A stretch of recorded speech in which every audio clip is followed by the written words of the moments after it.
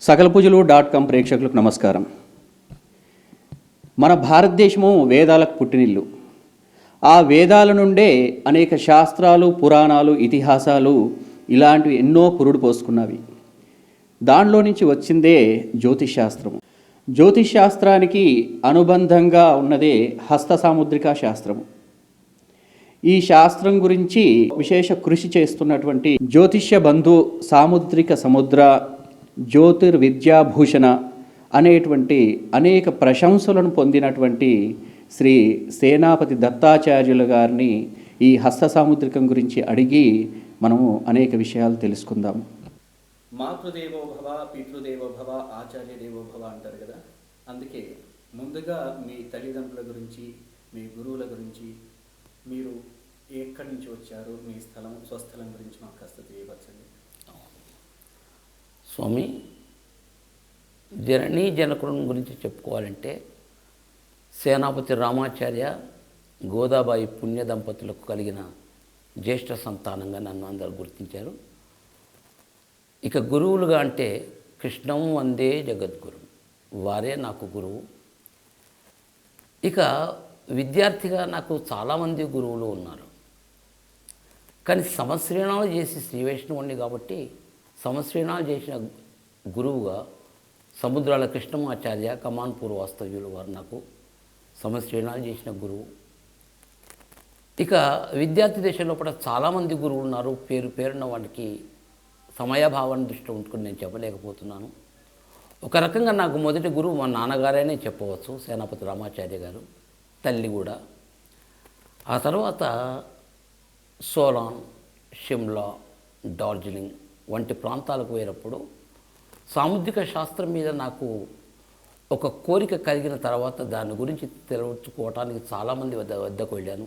వాళ్ళు తమకు తోచింది నాకు చెప్పారు. వాళ్ళందరికీ నేను ఒక రకంగా ఏకలవ్యుని కూడా.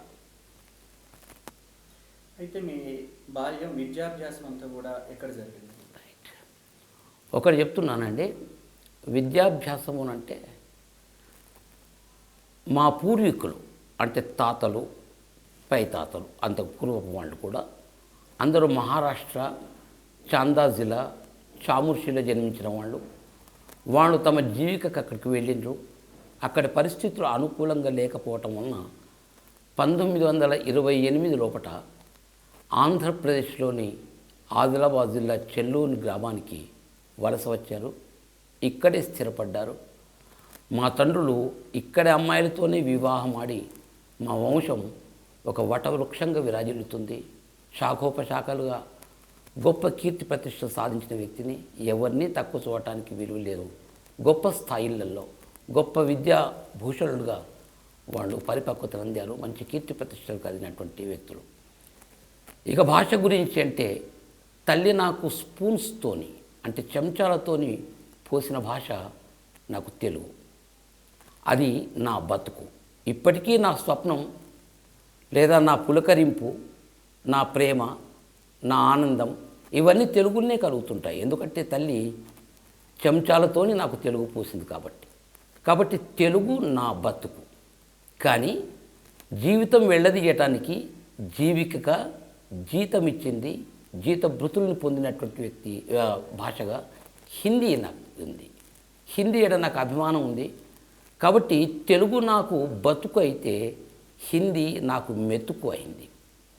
కానీ ఆధునిక సమాజం లోపల బ్రతకాలి, అందరితో మాట్లాడి వేరే వేరే ప్రాంతాలకు వెళ్తా ఉంటే అందరికీ తెలుగు రాకపోవచ్చు, కొందరికి హిందీ కూడా రాకపోవచ్చు, ఆంగ్లంతో కూడా అవసరం ఉంటుంది. కాబట్టి అది నా అతుకుగా అంటే అవసరం ఉన్నంత వరకే మాట్లాడేటువంటి శక్తి సామర్థ్యాల మందం త్రిభాషా సూత్రాన్ని తీసుకొని ముందుకు నడిచాను.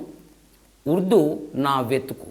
మధ్యన షిమ్లాలో సోలాన్ వారు కేంద్ర ప్రభుత్వం వాళ్ళు ప్రవేశపెట్టినటువంటి డిప్లొమా ఉర్దూ కోర్సును కూడా చేసి ఆ ఉర్దూ భాషలో కూడా కొంత ప్రవేశాన్ని కలిగి ఉన్నాను. వెతుకుతూ ఉంటాను ఉర్దూలో ఇంకా ఏమీ గొప్పగా ఉన్నాయి అన్నది. ఇది నా భాషల గురించి అండి. గురుగారు, మీరు అంటే ఉద్యోగం కానీ లేదా మీ తల్లిదండ్రుల వంశపారంపర్యంగా వచ్చిన అంటే కుల వృత్తి కానీ ఇలాంటి మొదలు ఏది ప్రారంభించారు? తాతలు అందామా ఒక పౌరాణికులుగా, హరికథకులుగా మంచి దాన్ని వైద్యులుగా, అదే రకంగా ఒక మల్లులుగా కూడా, ఇక అదే సేనాపతి వంశంలో పాటు మంచి కీర్తి ప్రతిష్టలు పొందినటువంటి వంశంలో నేను జన్మించినటువంటి వ్యక్తిని. నిజానికి నా జన్మ కమాన్పూర్ ప్రాంతంలో అయింది. అది ఇప్పుడు మండలంగా భాసిల్లుతుంది. మంతెన్నకు సమీపంలో, పెద్దపల్లికి సమీపంలో ఒకట కమాన్పూర్ గ్రామం ఉంటుంది. ఇకపోతే మహారాష్ట్ర యొక్క పేర్లు నాకు మా తర్వాతి ఇద్దరు తమ్ములకు నా పేరు దత్తాచార్య. వాస్తవానికి శ్రీ వైష్ణవులలో దత్తాచార్య అని పేరు ఉండటం అరుదు. మీరు మొదటగా ఏ ఉద్యోగం నుంచి ప్రవేశించారు? నేను వాస్తవానికి నా వృత్తి చెప్పుకోవాలంటే అధ్యయనము, అధ్యాపనము, ఈ రెండు నాకు అత్యంత ప్రీతిపాత్రమైనవి. కాబట్టి నేను ఒక ఉపాధ్యాయునిగా మొదలు వేములవాడ ఉన్నత పాఠశాలలో నా నియుక్తి అంటూ జరిగింది 1960 జనవరి 8వ తేదీ నాడు. ఆనాటి నుంచి ఏప్రిల్ 5, 1998 వరకు ఉపాధ్యాయ వృత్తిలోనే హిందీ పండితునిగా, వరిష్ఠ హిందీ ఉపాధ్యాయునిగా చాలా ప్రాంతాల్లో పనిచేశాను. చివరిగా కోరుట్ల, మెట్పల్లి డిగ్రీ కళాశాలలో, జూనియర్ కళాశాలలో కూడా అధ్యాపకునిగా కొంతకాలం నేను పనిచేశాను.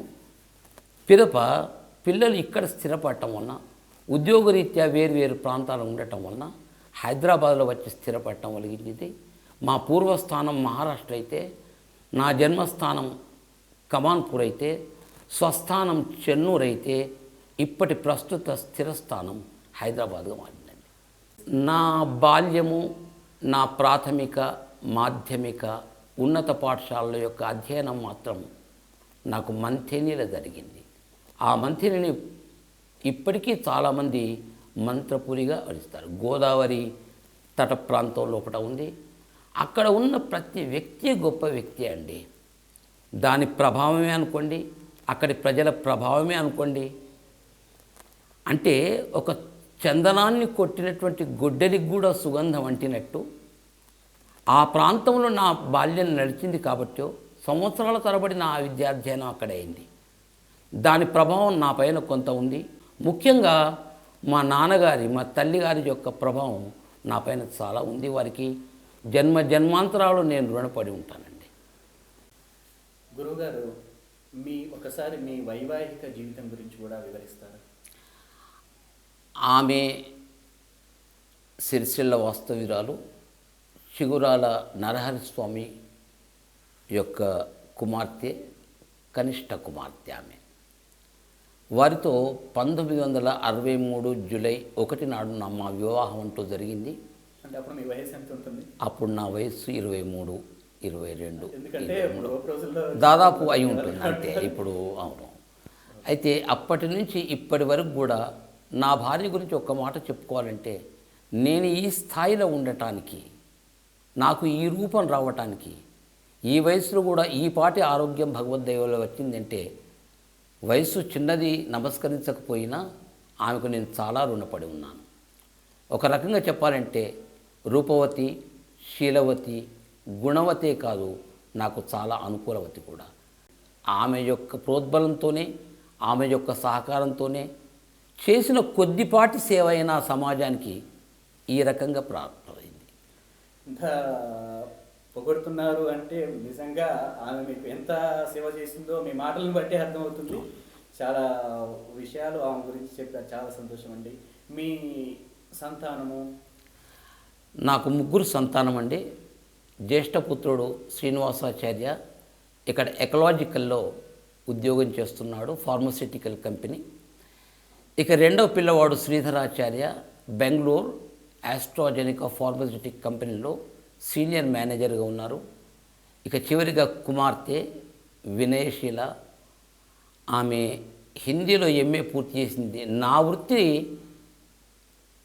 న్యాయం చేసింది. అంటే నేను చేసుకున్న పుణ్యమా అనుకోండి, నా హిందీని ఆమె వంట పట్టించుకొని ఆమె కూడా హిందీ పండితురాలుగా, పండితాయిన్ అంటాం మనం హిందీలో, పండితాయిన్గా గంభీర్పూర్ హై స్కూల్ లోపల ఇప్పుడు ఉంది. ఆమె ఇప్పుడు రామాయణమే అనార్ద్ర పాత్ర అన్న విషయం మీద శోధ కార్యక్రమం, అంటే పరిశోధనా గ్రంథం రాయాలి, ఆ కృషి చేస్తుంది.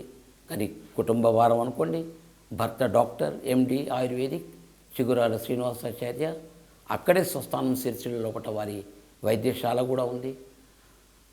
కాబట్టి నా కుటుంబం వరకు సీమితమైన కుటుంబం, సంతృప్తిగా ఉన్నాను. అనుకూలవతి అయిన భార్య, అనుకూలమైన పిల్లలు, నా వృద్ధాప్యం చాలా సంతృప్తికరంగా నడుస్తుందండి.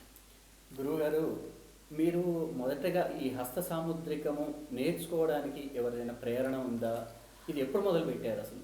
న్యాయానికి నేను మొట్టమొదటి కవితలు రాసేవాడిని అండి. ఇప్పటికీ తెలుగు భాషినైనా హిందీలో కవిత్వం అంటూ రాశాను. మాదిరిగా ఒకటి వినిపించవచ్చండి, చెప్పండి. సంతోషం. వినండి. घने कानन में गिरिवर गण कठिन शासन से मौन धरे, जिनके शिर से द्रवीभूत बन जल प्रपात का नीर झरे, दूर दूर के दर्शक गण को प्रतीत ऐसी होती है, मानो शिव के जटाजूट से भागीरथी हो बहती है. ఇది ఛందోబద్ధంగా రాయటం జరిగింది. కొంతమంది ఇవాళ హిందీలో ఛందోబద్ధ కవిత్వాన్ని కాకుండా రేవణా ఛంద్ అని కొత్తగా వచ్చిందండి. అందులో కూడా కవితలు రాయాలన్న కోరిక కలిగి టీలోంపర్ నయి నవే అంటే భావం ఎంత దూరం పోతే వాక్యం అంత దూరమే పోతుంది. టీలోంపర్ ఒక వాక్యం అయిపోయింది. నయి నవేలి ఠాట్ घोड़ा-सा सरपट बट कुबड़ा नटकट संध्या का जुरपट इठलाता बल खाता चल देता झटपट, बड़भागा अधनंगा अधपटा ऊपर का अंगा, तुतली बोली से गूंगा वाह वो भी है बड़ा महंगा. ఇది రేవుడా ఛంద్, ఛందోబద్ధమైనటువంటిది కాదు. చదువుకు లేదా ఒక శాస్త్రానికి లేదా ఒక విద్యకు ఒక తెలివితేటలకు సీమ అంటూ ఉండదు. वो अथाह सागर है, बड़बाग्नि है, नदी की सी सरल प्रवर गति है, लघु लहरें हैं, उत्ताल तरंगे हैं, क्या के क्या नहीं है. నాకు ఈత వచ్చా అంటే ఈత వచ్చు, కానీ సముద్రాన్ని మొత్తం మాత్రం ఈదలేను. రాదా అంటే హిందీ కవిత్వం రాస్తాను, పరిపూర్ణుడు కావటానికి వీల్లేదు. ఇప్పుడు హస్త సాముద్రిక శాస్త్రాల్ని చదువుకొని దానికేడే కూడా నేను కళను నడిపాను. అందులో మొట్టమొదటి పుస్తకం హస్తరేఖా కోశం, ఎంఎస్కో వారు దాన్ని ప్రచురించారు.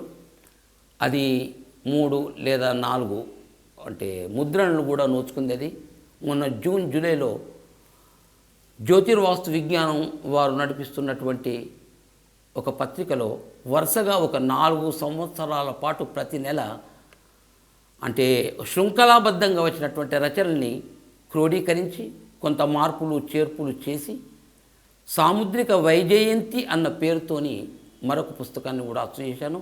అది ప్రేక్షకుల ముందు ఉంచారు.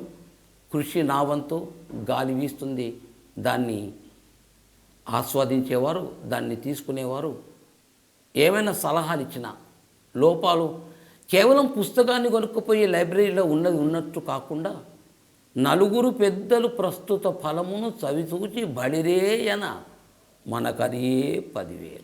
ఒక్క నలుగురు బాగుంది అన్న నేను చేసిన కృషి నలుగురికి అక్కడికి వచ్చిన నేను చేసిన కృషి నా జీవితం ధన్యము అని భావిస్తానండి.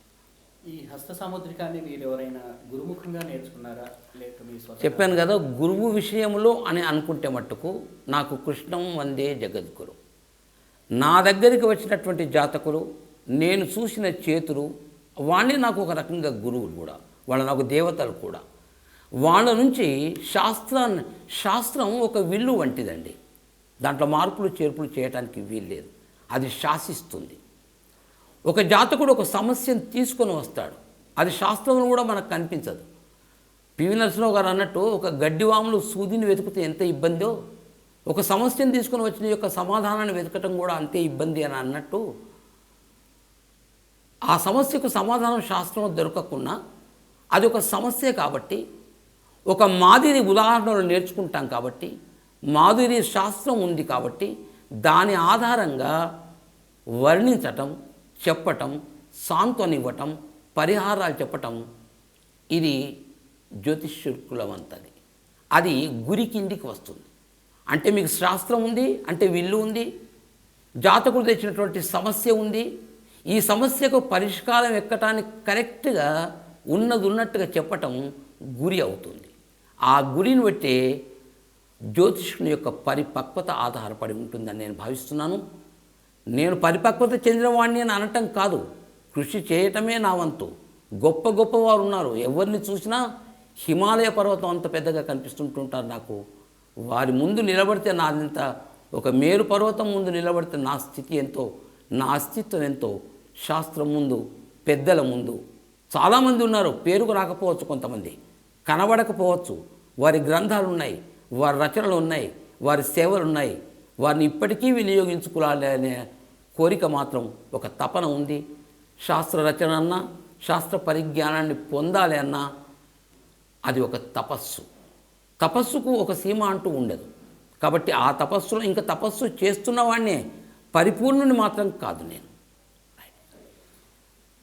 కాలానుక్రమంగా ఇప్పుడు శాస్త్రాల్లో కానీ, సాహిత్యాల్లో, సంగీతంలో కానీ అనేక మార్పులు చోటు చేసుకుంటున్నాయి. ఇప్పుడు మీరు హస్త సాముద్రికం మీద వస్తున్నటువంటి మార్పుల్ని మీరు ఏ విధంగా చూస్తారు? ఇది మంచికి వైపు వెళ్తున్నదా, లేదంటే ఇక ఈ శాస్త్రము క్షీణదశకి ఏమైనా వెళ్ళే పరిస్థితిలో ఉన్నదని మీరు అనుకుంటున్నారా? లేదు, ఇది ఇంకా ఉత్తేజభరితంగా, అంటే ఇంకా ముందుకు వెళ్తుంది. ఇప్పటికీ విదేశాలలో హస్త సాముద్రికానికి చాలా విలువ ఉంది. హస్త సాముద్రికం అని చెప్పుకున్నప్పుడు మనకు కీరో కానీ, జర్మనీ అని కానీ, మన ప్రాచుర్యం తీసుకుంటే నారదుడు, గర్గుడు, ప్రహ్లాదుడు వంటి వ్యక్తులు ఉన్నారు. మొత్తానికి ఈ శాస్త్రం మాత్రం సముద్రేణ విరచిత కాబట్టే ఇది సాముద్రిక శాస్త్రమైంది. చిన్నగా ఒక పరిభాష చెప్పుకోవాలి, దానికి ఒక సూత్రంగా చెప్పుకోవాలంటే, సముద్రేణ విరచిత గ్రంథం కాబట్టి ఇది సాముద్రికమని, ముద్ర అంటే గుర్తులు కాబట్టి, అరచేతి లోపల రకరకాలైనటువంటి గుర్తులు ఉంటాయి కాబట్టి, అటువంటి చైతన్యవంతమైనటువంటి ముద్రలతో కూడుకున్నటువంటి శాస్త్రం కాబట్టి దాన్ని సాముద్రిక శాస్త్రం అని అన్నారు. వీటన్నిటికి మించి మరొక గొప్పది ఏముంది అంటే, ముదం రాతి ఇతి ముద్ర సముద్ర. అంటే ముదం అంటే సంతోషం. ఏ శాస్త్రాధ్యయనం చేయటం వలనైతే, ఏ శాస్త్రాన్ని తెలుసుకోవటం వలనైతే, ఏ శాస్త్రాన్ని అయితే చెప్పటం వలనైతే, ఏ శాస్త్రాన్ని వినటం వలనైతే నేటి లబ్ధి పొందిన వాళ్లకు సంతోషాన్ని కలిగిస్తూ ఉండాలి. సాముద్రిక ఒక శాస్త్రం ఉంది, జ్యోతిష్యం ఉంది అంటే భయపెట్టడానికి కాదు. ప్రతి జ్యోతిష్కుడు తాను రాసిన గ్రంథమే అనుకోండి, తానే అనుకోండి, తన ప్రిడిక్షనే అనుకోండి, ఒక కరదీపిక వంటిది, ఒక టార్చ్ లైట్ వంటిది. నాయన ఇది రాచబాట, ఇది ముళ్ళ బాట అని చూపిస్తాడు. కానీ ప్రారబ్ధానికి తగ్గ ఫలితం పరిశ్రమ చేయటం మాత్రం వారి వంతే. అప్పుడే ఫలితాన్ని anybody can take the horse towards water, but nobody can make it drink. ప్రారబ్ధానికి తగ్గ ప్రయత్నం చేసిననుకోండి ఖచ్చితంగా లబ్ధి పొందుతారు. విరుద్ధంగా మసులుకున్నారనుకోండి ఫలితాలు అట్నే ఉంటాయి. దానికి కారణాంతరాలు చాలా ఉంటాయి అనుకోండి. నాయనా నీ భాగ్యం ఇది, ఇలా నడుచుకుంటే బాగుంటుంది అని సాముద్రిక శాస్త్ర ప్రకారంగా చెప్పేటువంటి దాన్ని జ్యోతిషం. నిజానికి చెప్పాలంటే జ్యోతిష్య శాస్త్రమే చాలా గొప్పది. అది జ్యోతిర్రేఖలు అవి, అంటే లలాట లిఖిత రేఖలు అవి. ఆ లలాట లిఖిత రేఖల్ని, ఆ జ్యోతిర్రేఖల్ని అందరూ చదవలేరు కాబట్టి ఆ రేఖల రూపకంగా హస్తం లోపట అంకితమైనయని మరొక శాస్త్రం వెలిసింది. న్యాయానికి దీనికి పురుడు పోసింది అంగసాముద్రికం అని చెప్పవచ్చు. ఈ అంగశాస్త్రం నుంచి అంగాలను వస్తూ చివరికి హస్త సాముద్రికంలో కనబడేటువంటి రేఖల్ని తీసుకొని కంటి కగుపడనటువంటి సూక్ష్మాతి సూక్ష్మమైన రేఖలు కూడా ఉంటాయి. దానికి ఒక భూతద్దాన్ని ఉపయోగించే చూడాల్సి ఉంటుంది.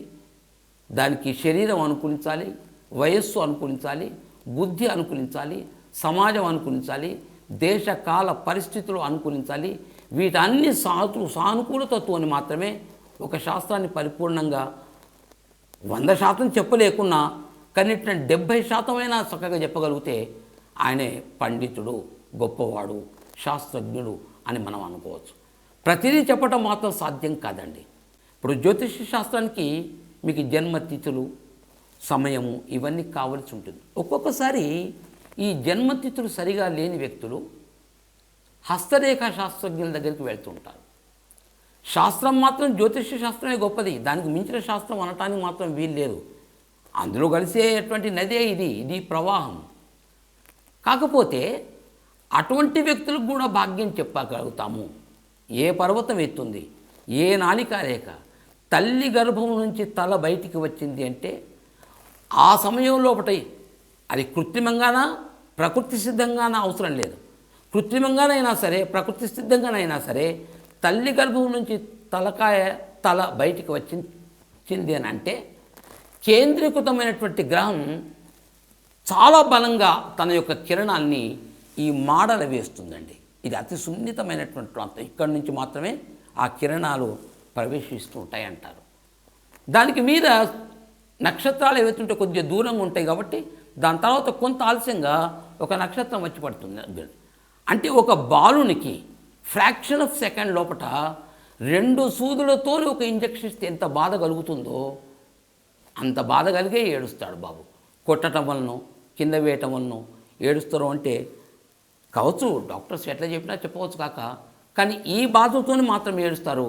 అప్పుడు ఈ కిరణాలు ఆ పక్కపక్క ఉన్నటువంటి ప్రతి గ్రహం యొక్క కిరణాలు లోపలికి మెల్లమెల్లగా ఆ తర్వాత అదే రూట్లో ప్రవేశిస్తాయి. కాబట్టి ఏ రకంగా శరీరం అంతా మిగతా గ్రహాల యొక్క వ్యాపకం ఉంది అని గ్రహించి ఏది ఎత్తు ఉంది, ఏది పల్లంగా ఉంది, ఏది సవ్యంగా ఉంది, ఏది అపసవ్యంగా ఉంది, ఇట్లా నైసర్గిక స్వరూపాన్ని బట్టి దాని సమతుల్యతను బట్టి ఏ గ్రహచాతకుడు చెప్పేటువంటి పరిజ్ఞానం మనకు సాముద్రిక శాస్త్రజ్ఞులు ఇస్తున్నారు పెద్దలు. దానికి సంబంధించిన శాస్త్రం అంటూ కూడా ఒకటి ఉంది. ఎంత నేర్చినా ఒక్కొక్కసారి బాలిష్య ప్రజ్ఞన అని అనిపిస్తుంది. కొద్దిగా క్షణం టైం తీసుకున్నా బాగా ఆలోచించి చాలా సునిశ్చితం, దీనికి అధ్యయనము అవసరం, అవగాహన అవసరం, నిరంతర పరిశ్రమ అవసరం, సునిశ్చిత పరిశీలన అవసరం. ఇన్నిటిని దృష్టిలో పెట్టుకొని ఒక ఫలితాన్ని చెప్పాలి. ఏదో ఒక రేఖను మాత్రమే చూసేసి ఫలితాన్ని చెప్పటం మాత్రం పొరపాటు అవుతుందండి. ఇప్పుడు ఉదాహరణకు వివాహం లోపల మంచి రేఖలు కనిపిస్తాయి, చెడ్డ రేఖలు కనిపిస్తాయి. ఏ భాషీయులైనా, ఏ వేషీయులైనా, ఏ దేశీయులైనా, ఏ మూసల పోసినా, ఏ భాషలో పోసినా ఫలితాలు మాత్రం ఒకటిగానే ఉన్నాయి. అది ఇంగ్లీషా, తెలుగా, హిందీ, మరాఠా నాకు తెలియదు.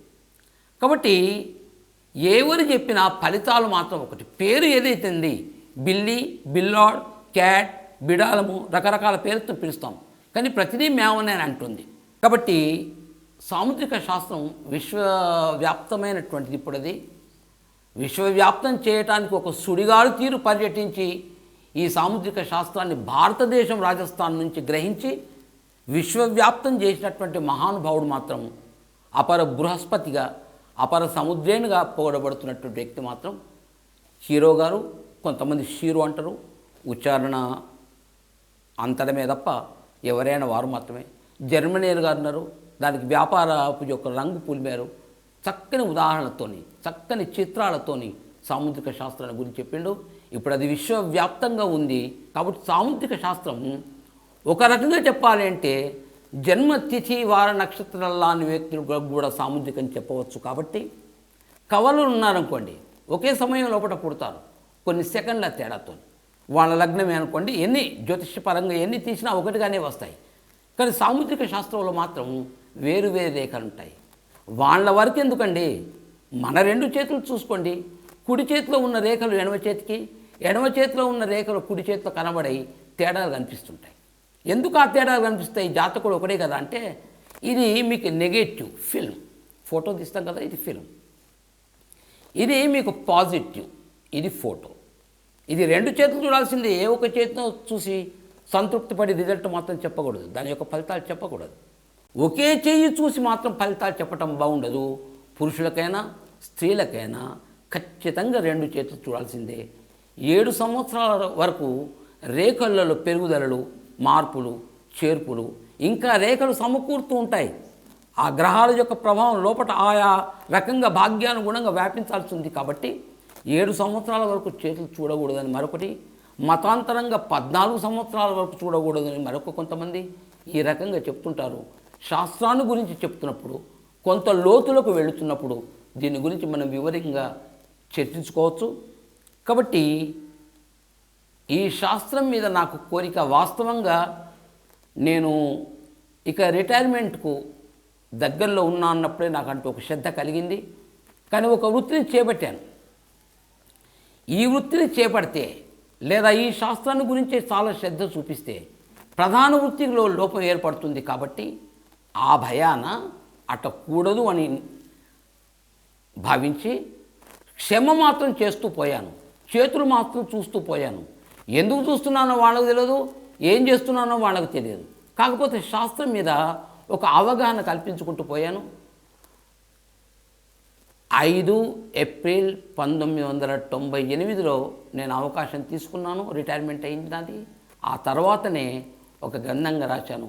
ఇక్కడికి వచ్చిన తర్వాత సుబ్రహ్మణ్యం వంటి వారు పెద్దలు, కమలాకర్ శర్మ వంటి వారు కూడా, సాగి కమలాకర్ శర్మ గారు పాపం వాళ్ళు వేళ్ళు అందించి నన్ను మెట్లు ఎక్కించారు. తెలుగు యూనివర్సిటీ లోపల కొన్ని తరగతులు వారికి అవసరం పడ్డప్పుడు చెప్పాలి అనుకున్నప్పుడు పిలవటం, ఉస్మానియా విశ్వవిద్యాలయానికి కూడా కావలసినటువంటి టెక్స్ట్ మెటీరియల్ని ప్రిపేర్ చేయడానికి నన్నే పిలవటం జరిగింది. ఆ సౌభాగ్యం నాకు కలిగింది. వారికి నేను జీవితాంతం రుణపడి ఉన్నాను. ఇంతమందిని గురించి చెప్తున్నాను. నేను ఎవరిని గురువులుగా భావించాలి? నేను వయోవృద్ధుని మాత్రమే. జ్ఞానవృద్ధులు, జన్మవృద్ధులు, కర్మవృద్ధులు, రకరకాలైనటువంటి వృద్ధులు ఉంటారు. కాబట్టి ఆ వృద్ధులందరూ కూడా నాకు గురువులుగానే నేను భావిస్తాను. ఈ లోకమే నాకు గురువు, కృష్ణుడే నాకు గురువు. జగద్గురుం కృష్ణం వందే. గురువుగారు, ప్రస్తుతం ఈ హస్త సాముద్రికం యొక్క పరిస్థితి మన భారతదేశంలో ఏ విధంగా ఉందనుకుంటున్నారు? భారతదేశంలో ఇప్పుడు జ్యోతిష్యం తర్వాత మళ్ళీ హస్త సాముద్రికానికే విలువ ఉన్నట్టు నేను భావిస్తున్నానండి. దీని గురించి వాదన చేయటం కాదు, నా భావన మాత్రమే అది. కొన్ని శాస్త్రాలు ఎట్లా ఉంటాయంటే, ఆవాలు బోర్లించిన తర్వాత ఎత్తటం ఎంత ఇబ్బందో అన్నిటిని గణించటం, గుణించటం కొద్ది ఇబ్బంది అవుతుంది. కానీ మన లగ్నం మన అరచేతి లోపట్నే ఉంది. ఏ ఏ వ్యాధులు వస్తాయి మన అరచేతి లోపట లిఖింపబడి ఉంటుంది, ముద్రా రూపం లోపట, ఒక గుర్తుల రూపం లోపట. కాబట్టి ఇవన్నీ అడ్వాన్స్గా చెప్పుకొని దాని ఏదో జాగ్రత్తగా తీసుకుంటే మన భవిష్యత్తుకు బంగారు బాటలు వేయవచ్చు అని, ఇది ఒక కరదీపికగా ఉంటుందని, ఇది ఒక బ్యాటరీగా ఉంటుందని మాత్రమే నేను భావిస్తున్నాను. మొత్తానికి శాస్త్రం చాలా గొప్పది. అది సముద్రం. ఇది మాత్రమే అని కాదు, నేను రాసిననే కాదు. సముద్రానికి ఎన్ని రాస్తే ఏమిటండి, ఎన్ని వేస్తే ఉంది. సముద్రాన్ని నేను కూడా కొంత ఈదుతున్నాను. కానీ నా వరకే, నా శక్తి సామర్థ్యాల వరకే. మొత్తం సాగరాన్ని దాటడానికి శక్తి నాకు సరిపోదు. ఇప్పటి జన్మ కాదు, జన్మను సరిపోవు మొత్తం శాస్త్రాన్ని గురించి తెలుసుకోవాలంటే. కాబట్టి అది పెరుగుతూనే ఉంటుంది, పెరుగుతూనే ఉండాలి. ఇప్పుడు గురు వలయాన్ని గురించి చెప్పారు, శని వలయాన్ని గురించి చెప్పారు, బుధ అన్ని వలయాలున్నాయి. ఇప్పటికీ కుజ వలయం గురించి చెప్పేవాళ్ళు లేరు, రాహుకు వలయం చెప్పేవాళ్ళు లేరు, కేతువుకు వలయం చెప్పేవాళ్ళు లేరు. రాహు కేతువుని గ్రహాలుగా భావించిన వాళ్ళు కూడా కొంతమంది ఉన్నారు. ఎందుకంటే అవి ఛాయాగ్రహాలని. వీటన్నిటి మీద ఇంకా పరిశోధనాత్మకంగా ఒకవేళ ఇంత ఉదీయమాన శాస్త్రార్థులు ఎవరైతే ఉంటారో పరిశ్రమ చేస్తే వీటికి సమాధానం దొరుకుతుంది. ఎందుకంటే బొటనవేలు శుక్రపర్వతం పైన ఉన్నటువంటి కుజరేఖలో ఇప్పటికీ కొద్దిగా గుండెగా తిరుగుతున్నటువంటి వలయాలు మనకు కనిపిస్తాయి. అది కుజ వలయం ఎందుకు కాకూడదు? అది దాని గురించి పరిశోధన చేయండి, తప్పకుండా మీకు ఫలితాలు ఉంటాయి. మొక్క మీరు నాటండి, చెంబెడి నీళ్లు పోయండి, మొక్కను పెంచండి. ఫలాలు మీరు తినకున్నా భావి తరాల వాళ్ళ ఆ ఫలాలు తినాలని కోరదాం. మన పని మనం చేయాలి, సమాజానికి ఏదో కొంత చేయాలి. మాతృ రుణం, పితృ రుణం, భాషా రుణం, ఎన్నో రుణాలు ఉంటాయి. అటువంటి రుణాలలో సమాజానికి కూడా కొంత మనం రుణపడి ఉంటాం. కాబట్టి ఆ రుణాల నుంచి ఉరుణులం కావటానికి మన వంతు సహాయం, మన వంతు శ్రమ, మన వంతు భక్తి శ్రద్ధలు ఆ మహాయజ్ఞానికి మనము ఒక సమిధ వేద్దాము అని ఒక్క సమిధను తీసుకొని, సాముద్రిక శాస్త్రాన్ని తీసుకొని బయలుదేరినటువంటి బాటసారిని యజ్ఞశాలకు వచ్చాను. అందులో నా సమిధ వేశాను. గురువుగారు, ఈ శాస్త్రాన్ని ముందుకు భావితరాల వారికి తీసుకువెళ్ళడానికి ప్రస్తుతం మీరేమైనా చర్యలు తీసుకుంటున్నారా? అంటే గ్రంథాల ద్వారా కానీ, శిష్య పరంపర కానీ, ఈ విధంగా ఏమైనా జరుగుతుందా? అవును, జ్యోతిర్వాస్తు విజ్ఞానం వాళ్ళు ఇక్కడ హైదరాబాద్ లోపల ఒక సంస్థ ఉంది, పక్వమైన సంస్థ. అది రేపు రేపు ఒక విశ్వవిద్యాలయంగా వెలుగొందిన ఆశ్చర్యపడాల్సిన అవసరం లేదు. చాలా గొప్ప కృషి చేస్తుంది. ఇప్పటికి తెలుగు విశ్వవిద్యాలయం లోపల ఉస్మానియా విశ్వవిద్యాలయం లోపల జ్యోతిష్యం అంటూ చెప్తున్నారు. అందులో ఒక భాగంగా సాముద్రిక శాస్త్రం కూడా ఉంది. ముఖ్యంగా ఒక సహాయ శాస్త్రంగా సాముద్రికాన్ని ఉస్మానియా విశ్వవిద్యాలయం వాళ్ళు ఎంఏ సెకండ్ ఇయర్లో ప్రవేశపెట్టారు. దానికి టెక్స్ట్ మెటీరియల్ అంటూ కూడా రాయటం అంటూ కూడా జరిగింది. ఇది భావితరాలకు చాలా ఉపయోగపడుతుందండి ఒక శాస్త్రం. జ్యోతిష్యంతో పాటు సాముద్రికం కూడా దాదాపు ఒక అవగాహన ఉండటం తప్పు లేదు. ఈ అవగాహన ఉండటం వల్ల ఏమవుతుంది, ఈ శాస్త్రమే చెప్తున్నాడు మా శాస్త్రమే గొప్ప అని అనుకోవటం కంటే ఇవన్నీ ఏకగ్రీవంగా ఇది శాస్త్రము అని చెప్పినాడు మాత్రం ఇక సామ్రాట్ అనుకోండి. అది అంతకు మించింది లేదు. జ్యోతిషము కలవాలి, సాముద్రికం కలవాలి, మీకు నాడీ శాస్త్రం కలవాలి, ఛాయాపురుష శాస్త్రం కలవాలి, పాదతల సాముద్రిక శాస్త్రం అంటూ కూడా ఉంది. పాదతల రేఖలు కూడా ఉంటాయి. కానీ ఈ రోజుల్లో పాదాలని చూపెట్టేది ఎవరు? ఒకవేళ చూపెట్టినా చూసే వ్యక్తులు కూడా లేరు. కాబట్టి శాస్త్రం అంటూ ఉంది, కానీ శాస్త్రాన్ని చెప్పే వ్యక్తులు నా అనుభవానికి మాత్రం తట్టలేదు. ఉండి ఉండవచ్చు. ఉత్తరప్రదేశ్ లోపల ఈ శాస్త్రం చాలా గొప్పగా వెలుగొందుతుంది. పుట్టుక మాత్రం సాముద్రిక శాస్త్రం యొక్క మాత్రం జన్మభూమి మాత్రం కేవలం భారతదేశమే. ఇక్కడి నుంచే మిగతా దేశాలకు పోయింది. ఇప్పుడు ఇంగ్లీష్లో చదువుకొని ఆహా ఎంత గొప్ప శాస్త్రం ఉంటున్నాం, కానీ మన ప్రాచీన సాముద్రిక శాస్త్రాన్ని చూస్తే ఇంకా ఆశ్చర్యపడతాం. కాకపోతే అది సీమితమైంది. దాన్ని అనుభవాలతో జోడించి వారి అనుభవాలని జోడించి విస్తృతి చేశారు. విరాట్ రూపాన్ని ఇచ్చారు దానికి. జ్యోతిష్యం లోపల పురుషులకు స్త్రీలకు ఇద్దరికీ చూసి సంతానాన్ని చెప్తారు. కానీ సాముద్రిక లోపల స్త్రీలకు మాత్రమే చూసి చెప్పగలుగుతాం. మరి సంతాన రేఖలు పురుషులలో ఉంటాయి, కానీ ప్రామాణికం కాదు. ఎందుకంటే గర్భకోశం తల్లులకు ఇచ్చినటువంటి వరం భగవంతుడు. కాబట్టి ఈ బొటన వేలు యొక్క రెండవ కణుపు మీద ఎన్ని యవరేఖలు, ఇక్కడ యవరేఖలు అంటే వడ్ల గింజ రేఖలు, ధాన్య విశేషం అది. ఆ ధాన్య విశేష రూపం లోపల కనబడేటువంటి యవరేఖల్ని ఆధారం చేసుకొని ఆ తల్లికి ఆ గర్భకోశానికి ఎంతమంది సంతానాన్ని కలిగే అటువంటి యోగ్యత ఉంది అని చెప్పే రేఖలే ఇవి. అందుకోసం స్త్రీలను చూసి మాత్రమే సాముద్రికులు చెప్తుంటారు. కొంతమంది ధైర్యం చేసి పురుషులను కూడా చెప్పవచ్చు. కానీ ఈ లెక్క ఆ లెక్క రెండు తప్పింది అంటే మట్టుకు చాలా ఇబ్బంది పడిపోతారు. రెండు లెక్కలు తప్పడానికి వీలు, ఇద్దరికి ఒకటిగానే ఉండాలి. కాబట్టి కొన్నిట్లో మనకు విదేశీయులకు మనకు కొంత తేడా కనిపిస్తుంది. ఇది శాస్త్రం యొక్క విస్తృతి ఇప్పుడు పెరుగుతూనే ఉంటుంది. ఒకనాటికి వటుడింతై అని ఒకటి ఉంది చూసారా, ఊహించలేని స్థాయికి కూడా ఈ యొక్క సాముద్రిక శాస్త్రం వెళ్ళే అవకాశాలు చాలా ఉన్నాయి. జ్యోతిష్య శాస్త్రానికి సాముద్రిక శాస్త్రం ఒక సహకార శాస్త్రం, సోదర శాస్త్రంగా మనం భావించాలి. వర్ధిల్లాలి. మంచి పరివర్ధన ఇందులో రావాల్సిన అవసరం అంటూ ఉంది. శాస్త్రాన్ని ముందు తరాలకు ఇంకా గొప్పగా అందించాలి, దీని విస్తృతి పెంచాలి అని అనుకోవటం సహజం కూడా. అంటే ఒకరిని దీప్ జలాత్ చలో, ఒక దీపంతోనే మరొక దీపాన్ని అంటించాలి. మనకు శాస్త్రం వచ్చిందంటే ఆ శాస్త్రాన్ని మరొకరికి బోధించాలి. ఇంతెందుకండి, ఈచ్ వన్ టీచ్ వన్. ఒక్కొక్క జ్యోతిష్కుడు ఒక్కొక్క వ్యక్తికి చెప్పినా చాలు, ఒక అర్ధ శతాబ్దికి జ్యోతిష్యం తెలియని వ్యక్తులు అంటూ ఉండరండి. ఒకవేళ ఇది ఒక ఉద్యమంగా తీసుకొని ఇంత నడిస్తే మట్టు. కాబట్టి ప్రతి జ్యోతిష్కుడు తనకు తెలిసిన జ్యోతిష్యాన్ని మరొక వ్యక్తికి ఇంత చెప్తే, ఇంకా నన్ను విచారిస్తే ప్రౌఢుల కంటే కూడా చిన్నపిల్లలకి ఈ విద్య చెప్పినామనుకోండి, ఇదొక విషయంగా ప్రవేశపెట్టినామనుకోండి, ఇంకా గొప్పగా ఉంటుంది. టీనేజర్స్ ఎవరైతే ఉంటారో, బాల్యంలో ఎవరైతే ఉంటారో, విద్యాభ్యాసం యొక్క ప్రారంభంలో ఎవరైతే ఉంటారో, వాళ్ళకు కూడా జ్యోతిష్యం అంటూ చెప్తే ఇంటింటికి తలుపు కొట్టి జ్యోతిష్యం చెప్పినాడు జ్యోతిష్యం యొక్క ప్రచారం అవుతుంది. ఈ లోపట ఆధునిక సమాజం లోపట రకరకాలైనటువంటి పత్రికలే కాదు, ప్రసార సాధనాలు చాలా వచ్చాయి.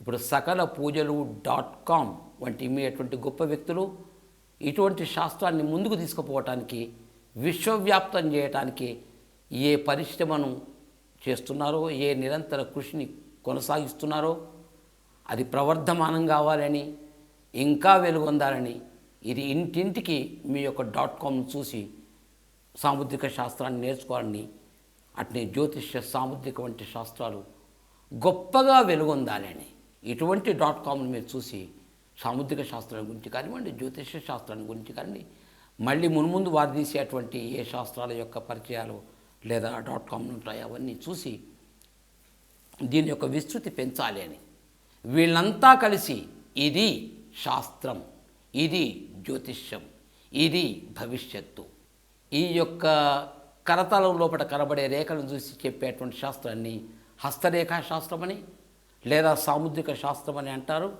ఈ మహాయజ్ఞం లోపల ఎన్నో సమిధలు వేసి యజ్ఞం చేస్తున్నారు.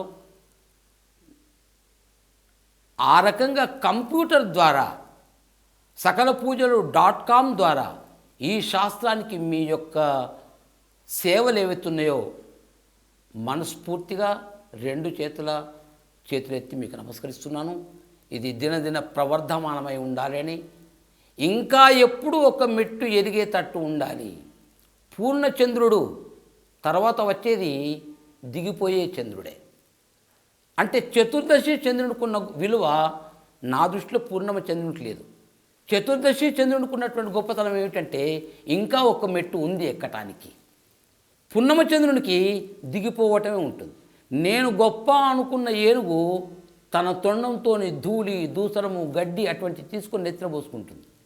నేను చిన్న అనుకున్న చీమ మాత్రం ఇంకా శరకర పట్టుకుంటే పోతుంది. సమాజానికి నేను చేస్తున్న కృషి చాలా చిన్నది అనుకున్నంత కాలం గొప్ప సేవలు చేయగలుగుతాం. ఇటువంటి గొప్ప గొప్ప సేవలు చేసి మేధాశక్తి ఎవరికి గొప్పదయ్యా అంటే చీమలకని చెప్తారు, ఎలకలకని చెప్తారు. అట్లా మనకు మనం ఒక చీమగా భావించి మన వంతు శ్రమ మనం చేసేసి ఈ మహాయజ్ఞం లోపల సకల పూజలు .com ఒక సమిధని వేసి ప్రేక్షక మహాశయులకు, శాస్త్రార్థులకు, ఉదీయమాన శాస్త్రార్థులకు సహకరించాలని, శాస్త్రజ్ఞులకు పథ ప్రదర్శన చేయాలి అని కోరుతూ మనస్ఫూర్తిగా నిండు హృదయంతో ఆశిస్తున్నాను, ప్రార్థిస్తున్నాను. మీ అటువంటి వాళ్ళ యొక్క వ్యక్తుల యొక్క సాన్నిహిత్యంతో, సన్నిహితంతో, సుహృద్భావంతో ఈ శాస్త్రాన్ని సమాజానికి నాకు తోచినంతగా అందజేయటానికి ఈ అవకాశాన్ని కల్పించినటువంటి మీకు మొదట నేను రుణపడి ఉన్నాను. భగవంతుడు మీకు ఆయుర ఆరోగ్య ఐశ్వర్యాలు సమస్తం ప్రసాదించి ఇది చేయాలని కోరుతూ సెలవు. మనం ఇప్పటి వరకు సేనాపతి దత్తాచార్యులు గారి పరిచయము, హస్త సాముద్రికం గురించి వారు చెప్పిన ఇంట్రొడక్షన్, ఉపోద్ఘాతాన్ని ఇప్పటివరకు మీరు చూశారు. ఈ కార్యక్రమాన్ని ఇంకా పూర్తి స్థాయిలో మీకు అందించడానికి మేము ప్రయత్నం చేస్తున్నాము. మీరు కూడా ఈ శాస్త్రాన్ని మన భవిష్యత్ తరాల వారికి అందజేయడానికి మీ వంతు ప్రయత్నం కూడా మీరు చేస్తారని ఆశిస్తూ సెలవు.